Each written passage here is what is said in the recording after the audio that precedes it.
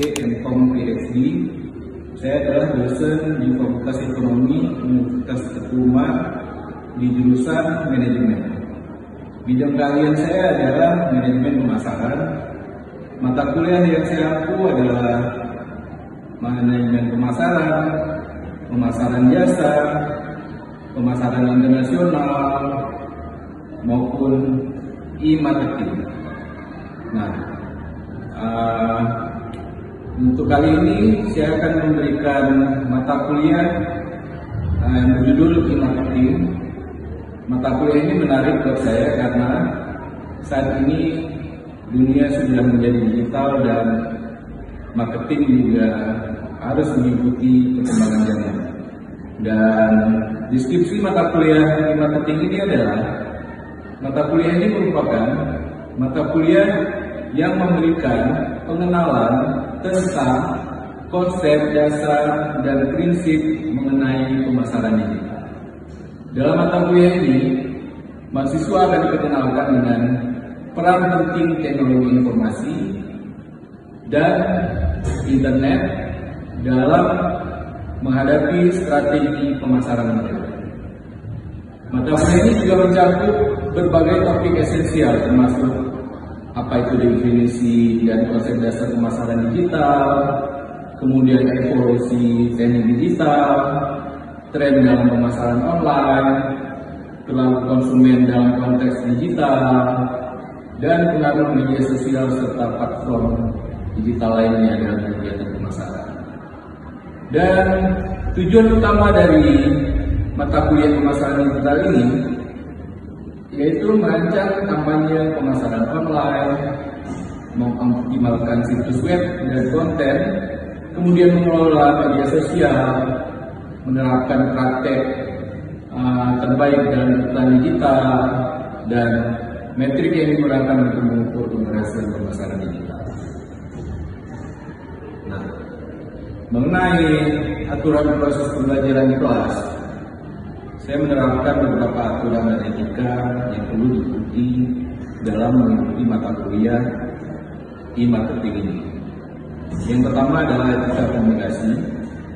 Dalam berkomunikasi, baik secara tertulis maupun lisan, mahasiswa diharapkan untuk selalu menjaga kesopanan dan menghormati pendapat orang lain, menghindari penggunaan bahasa yang kasar, ofensif maupun diskriminatif.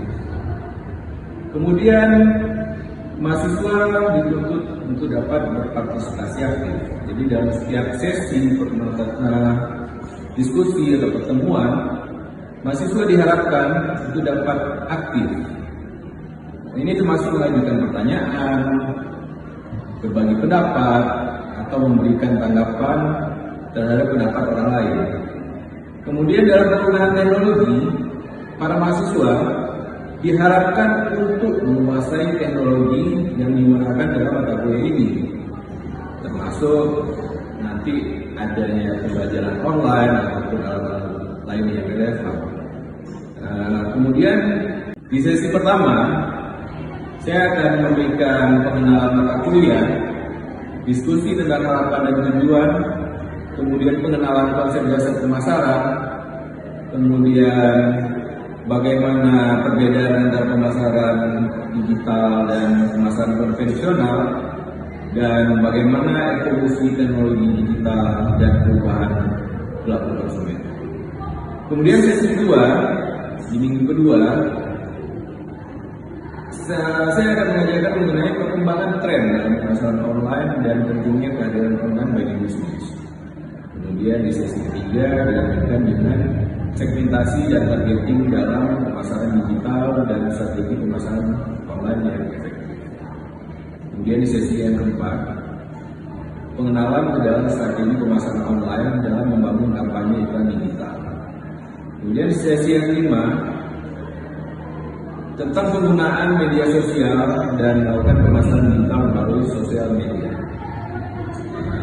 Di sesi yang keenam, saya akan mengajarkan mengenai pentingnya penelitian mengenai pasar digital dan sumber data yang tersedia. Kemudian sesi yang ketujuh mengenai pengukuran metrik pemasaran digital dan interpretasi data. Dan sesi yang ke-8 kita akan melakukan ujian tengah semester, dan setelah itu dilanjutkan dengan perilaku konsumen digital dan bagaimana konsumen berperilaku dalam konteks digital. Sesi berikutnya yang ke-10 mengenai manajemen konten dan bagaimana membangun dan mengelola pemasaran melalui email yang efektif. Sementara di sesi berikutnya saya akan mencoba untuk mengajarkan bagaimana merancang dan mengembangkan proyek kelompok dan memberikan bimbingan kepada para mahasiswa dan umpan balik kepada mereka. Dan selanjutnya di minggu ke-12 tetap mengenai pengembangan proyek kelompok, ya, dengan fokus pada kampanye pemasaran digital. Kemudian dilanjutkan dengan finalisasi proyek kelompok dan persiapan untuk presentasi. Kemudian sesi yang berikutnya tetap melakukan presentasi proyek kelompok dan melakukan umpan balik. Dan yang terakhir di sesi yang ke-15 melakukan ulasan dan refleksi tentang apa yang telah dipelajari dalam selama sesi 1 sampai 15 ini, persiapan untuk ujian akhir dan penutup mata kuliah, dan akhirnya di sesi yang terakhir, sesi yang ke-16 adalah ujian final akhir semester. Assalamualaikum warahmatullahi wabarakatuh. Waalaikumsalam warahmatullahi wabarakatuh. Apa kabar kalian semua hari ini? Saya harap kalian semua dalam kondisi sehat walafiat, ya, dan semangat mengikuti mata kuliah. Di sesi kali ini kita akan membahas mengenai perilaku konsumen. Jadi di mata kuliah e-marketing ini tetap juga kita mempelajari mengenai perilaku konsumen. Cuman konteksnya berbeda. Dalam e-marketing ini kita akan belajar mengenai perilaku konsumen dalam konteks digital, ya.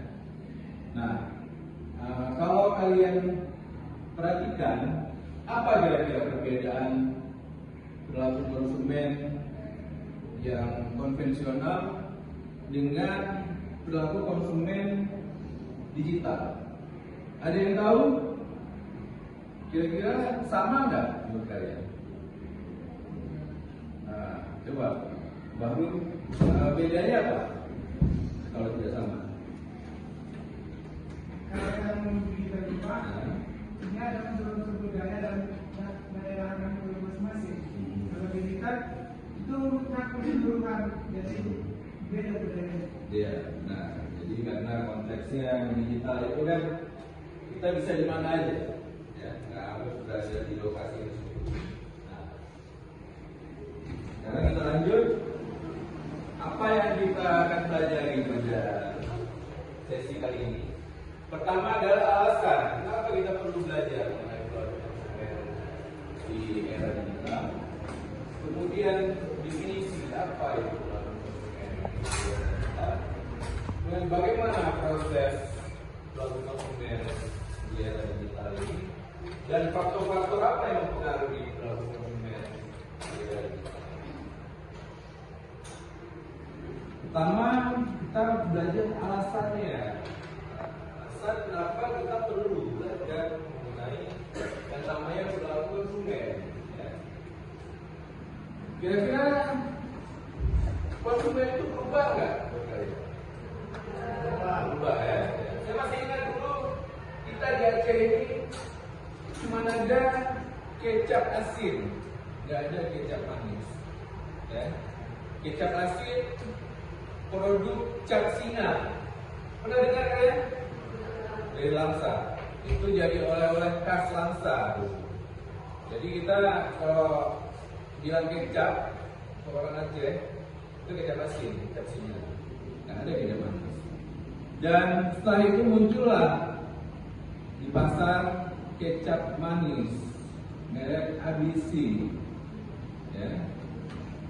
Nah, Dan apa yang terjadi? Ternyata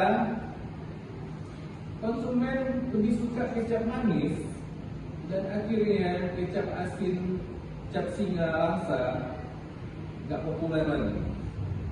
Dulu saya masih kecil, saya masih ingat mama saya kalau ke Langsa selalu beli oleh-oleh kecap asin yang banyak untuk dibagi ke kawan-kawan yang di Banda Aceh. Tapi sekarang kalau kita ke Langsa nggak ada, karena mungkin pabriknya udah ada. Jadi dari situ kita lihat ya, konsumen berubah dari menyukai kecap asin sekarang menjadi kecap manis ya. Nah, saya nggak tahu depannya nanti bisa berubah jadi karena manis itu mengandung diabetes ya. Saya merasa nanti kecap pahit. Siapa tahu ya. Nah, itu di masa depan.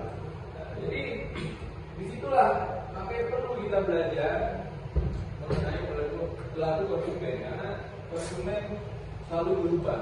Jadi kalian sebagai calon-calon pemasar ya, karena kalian masuk sebuah pemasaran ya, nanti tentunya diharapkan lulus ya, menjadi pemasar yang baik maupun manajer perusahaan. Kalian harus tahu bahwa konsumen itu selalu berubah dan kita harus selalu update supaya kita dapat selalu siap dengan perubahan yang terjadi.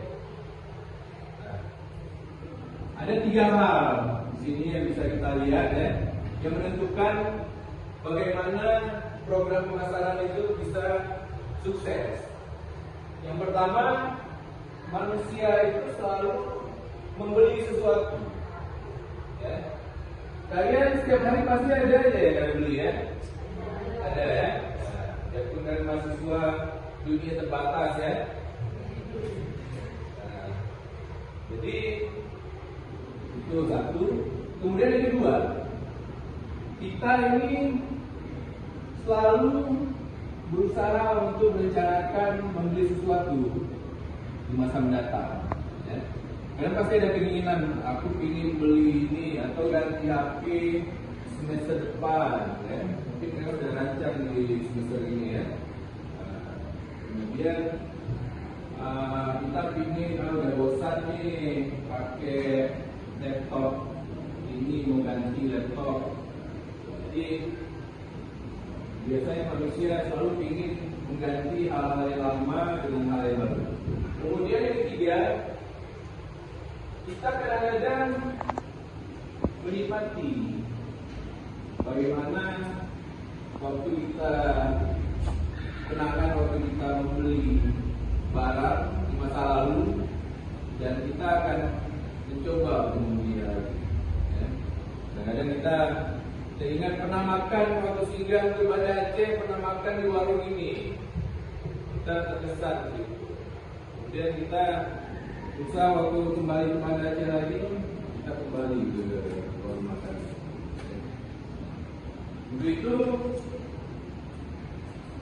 pemasar ya, bisa digunakan untuk mempengaruhi pilihan merek dan pembelian. Ya. Kemudian marketing juga bisa mempengaruhi orang untuk melakukan menyetop konsumsi yang tidak perlu. Dan jangan lupa juga kalian para marketer ya, calon-calon ya, harus ingat customer is the key. Organization influenced by consumer needs and wants. Jadi kita harus tanamkan bahwa konsumen itu adalah raja, ya. Betul kan? Raja yang harus dilayani. Biarpun kadang-kadang kalau nawar agak sadis juga raja, ya. Biasanya raja kan banyak duit ya. Tapi itulah, kita harus layani apapun kemauannya. Jangan sampai kita marah-marah karena konsumen sekarang ini, apalagi di era digital ini, cukup dia bikin konten tentang usaha kita atau dikasih rate 1, dan kawan-kawannya ikut habis lah. Bisa tutup usaha kita. Ya. Jadi di era digital ini udah susah kita, karena ulasan di Google itu kita lihat aja dari beberapa berita sekarang ini ya. Kalau ada hal-hal yang negatif, ya, diviralkan, yang lain udah langsung kasih bintang 1, udah nggak lama. Jadi ingat, layani konsumen sebagai raja. Nah, dari sini kita bisa definisikan apa itu perilaku konsumen, yaitu perilaku yang konsumen tampilkan dalam mencari, membeli, kemudian menggunakan, kemudian mengevaluasinya, dan dalam membuang produk atau jasa yang mereka harap akan memuaskan kebutuhannya. Jadi lengkap ya, mulai dari tahap mencari. Ya. Konsumen ini mulai tahap mencari, membeli, menggunakan, mengevaluasi, dan suatu membuangnya, membuang produknya juga masuk dalam perilaku konsumen. Dan kalau kita gambarkan di detailnya seperti ini. Ini kita mengkonsumsi, kita memperoleh atau kita membuang. Nah, mungkin kalian bertanya ya, kenapa sampai membuangnya ini? Kita harus tahu bagaimana perilaku konsumen. Contohnya apa? Contohnya ini, kalian kalau beli sepeda motor, kalian nggak akan pakai selama-lamanya kan? Biasanya berapa lama? 5 tahun mungkin ya, 10 tahun, kalau mahasiswa mungkin 20 tahun ya. Jadi kita akan pilih merek yang kira-kira 10 tahun lagi itu masih laku dijual. Kira-kira apa? Merek apa? Yang kira-kira kalau kalian udah bosan 10 tahun lagi, tapi harga jualnya masih bagus. Merek apa? Nah, Vespa, Honda ya, kita kalau sepeda motor Honda. Honda itu nggak cepat turun. Honda malah harganya itu stabil. Ya. Kalau yang mahal atau Suzuki agak cepat turun. Ya. Paling kalau merek Cina ya, merek Cina setahun aja kita jual udah harganya mungkin tinggal 10% ya. Ya. Jadi kita di Indonesia ini unik. Karena apa? Kita biarpun udah lama lagi, tapi kita nggak rela jual dengan harga murah. Ya. Kalau di luar negeri itu ada tempat pembuangan mobil. Ya. Jadi kalau kita udah bosan sama mobilnya, daripada dijual ada harga, namanya wrecker, langsung ke situ mobilnya dihancurin. Ya, wrecker itu banyak kan. Ya. Dan kalau dihargai cuma $100. Ya. Padahal mobilnya harganya berapa? Ya. Jadi kalau di Indonesia ya, orang masih berusaha dapat harga yang bagus. Ini perusahaan berpikir juga. Makanya mobil kita di Indonesia ini mereknya cuma terbatas. Toyota, Daihatsu, Mitsubishi, ya. Terus yang udah pergi Ford, Chevrolet, ya. Karena mereka harganya ini harga jual jatuh, makanya akhirnya nggak banyak yang beli. Dan merek mobil akhirnya terbatas. Sementara di luar negeri kalian bisa lihat merek-merek yang ada di Indonesia ya, banyak. Karena mereka di sana beli mobil ya kalau udah 5-10 tahun buang ya buang aja. Kalau di Indonesia masih berharap harga jualnya bagus ya. Nah, itu makanya perilaku konsumen di Indonesia dan di luar negeri itu nggak sama ya, nggak sama. Malah di Indonesia sendiri perilaku konsumen di Aceh dengan perilaku konsumen di Jawa bisa berbeda. Jadi cuma antara lintas negara, tapi lintas provinsi juga berbeda. Bisa karena suku ataupun agama. Ya. Kalau di Aceh kita berbisnis bikini, laku nggak kira-kira? Enggak ya. Nah, sementara kalau di Bali laku keras. Itu juga sebaliknya. Kalau di Bali kita jual jilbab, ya laku ya. Kalau di Aceh laku keras. Jadi konsumen berbeda. Nah, kemudian prosesnya ya. Jadi bagaimana proses dalam konsumen? Ya. Ini kita melihat bagaimana purchase decision ini ya, keputusan pembelian dilakukan, bagaimana akhirnya dibuang, ya, tahap terakhir barang atau jasa itu sendiri. Nah ini tahapannya. Ada 5 tahap. Pertama problem. Di sini kita pertama mencoba untuk mencari tahu barang apa yang mau kita beli ya.